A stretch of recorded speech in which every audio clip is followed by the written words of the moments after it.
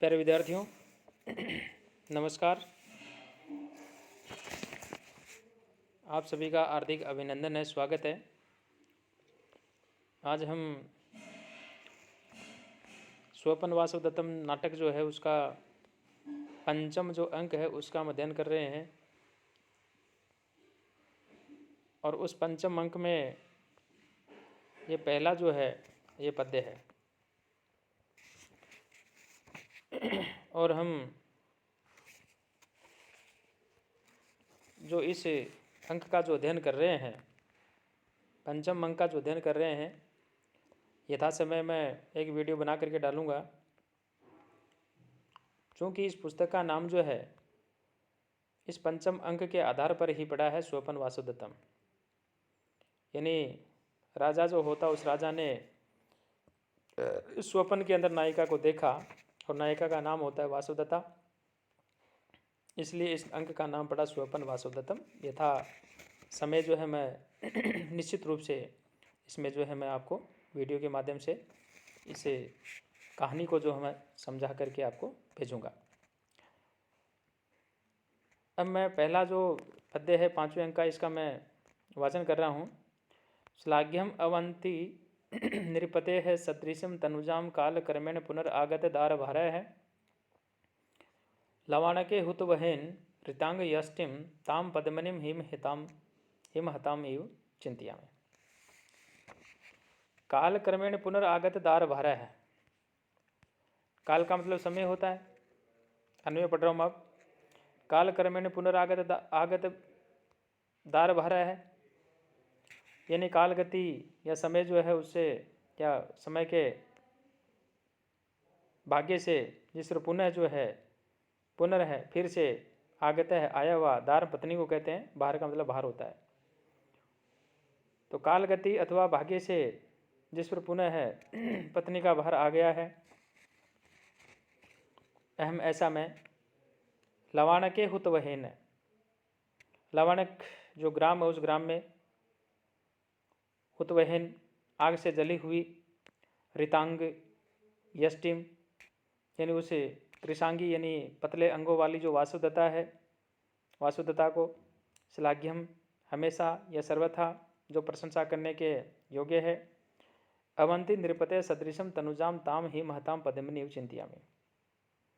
प्रशंसा करने के योग्य अवंती राज के जो गुण हैं उन गुणों के समान वाली जो है तुषार से मारी गई ऐसी कमलिनी के समान, हिमहताम पद्मनिम यानी कमलिनी के समान उनकी जो पुत्री वासुदत्ता जो है उसको सोचता हूँ, अर्थात मैं पूर्वोक्त गुण वाली वासुदत्ता जो है उसका मैं स्मरण करता हूँ।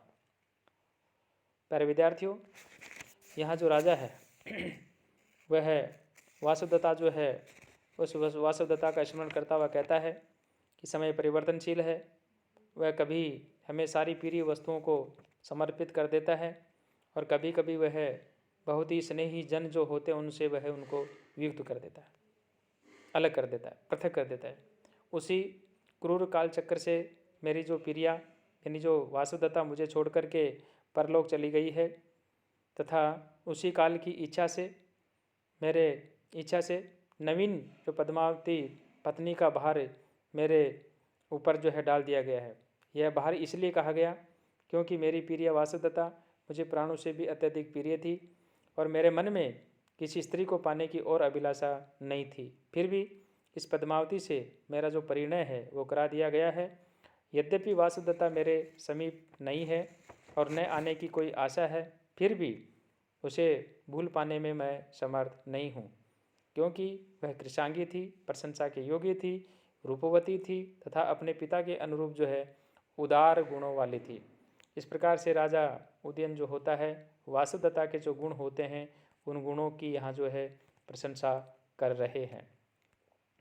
नेक्स्ट जो पद्य आ रहा है, यहाँ हम इसके अंदर गद्य नहीं पढ़ेंगे, केवल पद्य पढ़ेंगे। रूप श्रिया समुदिताम गुणतश्च युक्ताम लब्ध्वा पीरियाम मम तु मंद इवाद्य शोक है पूर्व अभिघात स रुज अपि अनुभूत दुख है पद्मावतीम अपि तथैव समर्थयामि। यहाँ जो राजा है वो इस प्रकार से विचार कर रहे हैं सोच रहे हैं और वो कह रहे हैं कि जो पहले जो पद्मावती है उसके यहाँ प्राप्त होने के पश्चात जो वासुदत्ता है उसके विषय में वो कह रहे हैं कि अद्य रूप श्रिया समुदिताम गुणतस्य युक्ताम प्रियाम लद्वा मम शोक है मंद इव है, यानी उत्तम सौंदर्य से युक्त गुणवान जो प्रिया पद्मावती है उसको पाकर के आज मेरा जो शोक जो था वह मंदसा हो गया था। अपि अनुभूत दुख है पूर्व अभिघात सरुज है सोहम, और परंतु अचानक इस समाचार को सुनकर जो पूर्वकालीन वासुदत्ता की मृत्यु रूपी जो आघात है उसे पीड़ित दुख का जो अनुभव है वो करने वाला मैं उदयन जो हूँ स्वयं ऐसा मैं उदयन पद्मावतीम अपि तथा एव समर्थयामि, यानी पद्मावती को भी तुषार से आहत कमलिनी के समान वासुदत्ता के तुल्य जो है उसी भांति उसी को पीड़ित मान रहा हूँ। राजा विदूषक से कहता है कि हे मित्र, पद्मावती अति रूपवती है, असीम गुणों की राशि है, ऐसी प्रिया को पाकर आज मेरा वासुदत्ता के से जो वियोग से उत्पन्न जो दुख है वह हल्का हो गया। परंतु आज पुनः इस समाचार को सुनकर के कि देवी पद्मावती शिरोवेदना से पीड़ित है, मेरा हृदय जो है अज्ञात भय की आशंका से सशंकित हो उठा है, यानी पूर्वकालीन वासुदत्ता के मृत्यु रूपी दुख के अभिघात वाला मैं निश्चय ही पद्मावती को भी जो है तुषार रहित कमलिनी के समान जो है मान रहा हूँ। प्यारे विद्यार्थियों, यहाँ इस प्रकार से जो राजा का मित्र होता है उसके द्वारा जो है ये बात जो है कही गई है। यहाँ अब हम अगला जो पद्य है उस पद्य की हम बात कर रहे हैं। ये पद्य उस समय का है कि राजा जो होता है उनका विवाह हुए बहुत दिन जो है अभी व्यतीत नहीं हुए थे, और जो उनका मुख्य महल जो है वहाँ की ओर वो जा रहे होते हैं। तो उस महल के पास जाने के पश्चात जो है वहाँ इस प्रकार से वो बातें जो है कर रहे हैं। ऋज्वायताम ही मुख तोरणम लोलमालाम भ्रष्टाम क्षितो त्वम अवगछसि मूर्ख सर्पम बंदालिने निशया परिवर्तमाना किंचित करोति भुजगस्य विचेष्टितानि। जो राजा है होता क्या है, यहाँ एक प्रसंग आता है, उस प्रसंग को मैं बता ही देता हूँ आपको। पद्मावती के सिर में जो है पीड़ा होनी शुरू हो जाती है, मारवाड़ी में जिसको हम सिर दुखना कहते हैं, संस्कृत में इसी को शिरोवेदना कहा गया। तो पद्मावती के जब सिर में पीड़ा होनी शुरू हुई तो महिला को कहने के लिए तो चेटी होती है, उसको भेज दिया कि आप जाकर के वासुदत्ता को मैसेज पहुंचाओ कि पद्मावती के सिर में पीड़ा हो रही है, क्योंकि वासुदत्ता पद्मावती के साथ में रह रही है, उसकी सहेली के रूप में धरोहर के रूप में छोड़ी हुई है। और राजा को कहने के लिए विदूषक जो है उसको ये मैसेज जो है दिया जाता है। अब राजा जो हैं जो ही उस महल की तरफ आते हैं, तो जो ही उस महल के अंदर आते हैं तो यहाँ राजा जो है पहले विदूषक से कहते हैं कि आप अंदर चलें। मैं आपको समझने के लिए ये निवेदन कर दूं कि विदूषक राजा का मित्र होता है। तो जो ही विदूषक अंदर प्रवेश करता है तो प्रवेश करते ही विदूषक जो होता है वो क्या कहते हैं, ऐसे खलु दीप प्रभास उचित रूपो वसुधा तले परिवर्तमान वयम वृकोद्र है। जो विदूषक होता है वो ये बात कहता है कि जिसका रूप दीपक के प्रकाश से स्पष्ट दिखाई जो दे रहा है, ऐसा ये सांप जो है पृथ्वी तल पर लेट रहा है। एक्चुअल में हुआ क्या कि जो मुख्य तोरण जो द्वार था और अभी राजा का विवाह हुआ था पद्मावती के साथ में, वहाँ जो मालाएं हैं वो लटकी हुई थी और वो टूट करके नीचे गिर गई थी। और वहाँ उस महल के अंदर हवा आगे जाने के बाद में वापस जब लौट कर के आती है उस समय जो माला होती है वह थोड़ी चेष्टा कर रही थी, हिल रही थी। तो उसको अंधेरे के अंदर स्पष्ट रूप से वहाँ अंधेरा भी नहीं था और स्पष्ट रूप से वहाँ रोशनी भी नहीं थी, एक जो दीपक जो था वही जल रहा था। इसलिए देख करके विदूषक जो उसने ये बात कही। अब राजा जो होता है उसको देख करके ये बात कह रहा है। ऋज्वायतां हि मुखतोरणं लोलमालां भ्रष्टां क्षितौ त्वम् अवगच्छसि मूर्खसर्पं मंदानिलेन ऋषिया परिवर्तमानां किंचित करोति भुजगस्य विचेष्टितानि। राजा यहाँ पर ये कह रहे हैं क्या कि हे मूर्ख, ऋज्वायतां क्षितौ यानी सीधी और लंबी जो है वह है क्षितौ यानी पृथ्वी पर, सप्तमी का ये एक वचन है।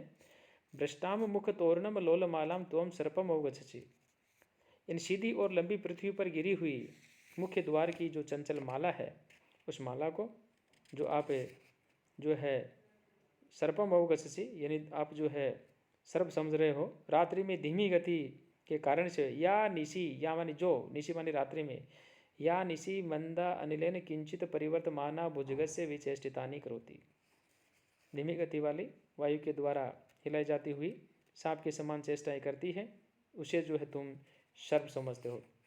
प्यारे विद्यार्थियों, इस प्रकार से यहाँ जो राजा है वह विदूषक जो होता उसके जो मिथ्या जो भय है, डर जो है, उसके कारण वो दूर करता हुआ कहता है कि हे मूर्ख, यह सर्प नहीं है अपितु दरवाजे पर डाली गई माला है, क्योंकि मुख्य द्वार पर टांगी गई माला धीमी गति से बहने वाली वायु के द्वारा नीचे गिर गई है तथा पृथ्वी पर गिरकर जो है लंबी रेखा सी सीधी सी हो गई है। यही माला यहाँ पवन जो है, वायु जो है, हवा जो है, उनके झोंकों से हिल जाने से इधर उधर जो है लुढ़क जाती है, और इसे ही तुमने जो है इसे में जो है सर्प यानी जो है वो आपने समझ लिया है। वस्तुतः यहाँ सर्प नहीं अपितु ये आपका जो है इस प्रकार से भ्रम है। तो प्यारे विद्यार्थियों, इस प्रकार से यहाँ जो राजा है उसके द्वारा अपना जो मित्र होता है उसको ये बात समझाई गई है। अब अगली जो बात होगी वो हम आपको अगले वीडियो के माध्यम से जो बताऊंगा। तब तक के लिए सभी विद्यार्थी इसको ध्यान से पढ़ेंगे, सुनेंगे। तब तक के लिए सभी विद्यार्थियों को बहुत बहुत धन्यवाद।